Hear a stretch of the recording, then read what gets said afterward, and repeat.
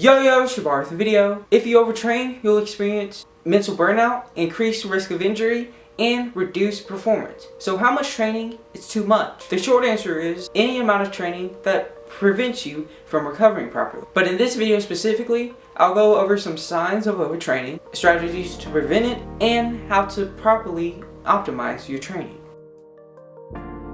So the first sign, if you're experiencing constant fatigue and muscle soreness, then that likely means that you're overtraining. The second sign is your motivation has decreased. So a lot of people can have motivation to start working out and then it just decreases because they probably were going at a decent enough pace at the beginning when they started their fitness journey. But now, since they've ramped it up a lot and are just doing too much training, they are decreasing their amount of motivation to actually go into the gym every day and work out.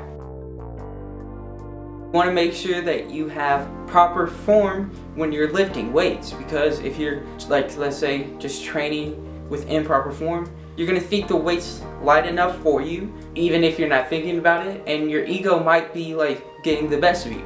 So don't go too heavy or your form looks horrible.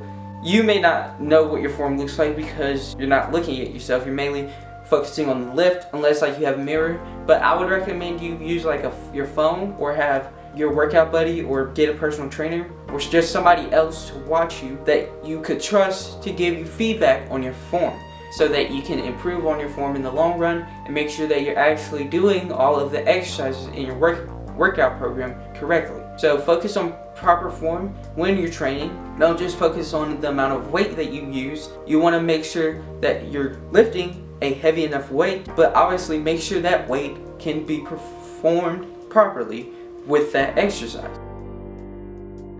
So you want to gradually increase the amount of weight that you use over time. So this could look like progressively overloading, so increasing the amount of weight you use, or intensity or volume. You progressively overload by slowing down the eccentric part of a lift because that's your strongest part and it's going to make the lift a lot harder. So you can go, let's say, to use 20-pound dumbbells. Well, you usually use 35 and then you go to 20, and those 20-pound dumbbells will feel a lot heavier because you're slowing down the eccentric. And you also obviously want to incorporate rest days, and specifically active rest days, because if you're not doing anything on your rest days, you're not going to be actually making any progress or recovering properly. And this will make sure that you are still being healthy and having some movement even when you're not doing an intense workout session that day. So this could look like just going outside and taking a walk or just standing more throughout the day.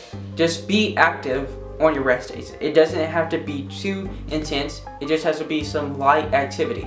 You could go to the gym and get on the treadmill or just do some walking. And then obviously the most important thing is you just want to listen to your body and adjust to how your body feels. So if you're feeling really sore and you can't work out, you shouldn't. And speaking of training optimization, you should watch this video where I show you how I train throughout the week.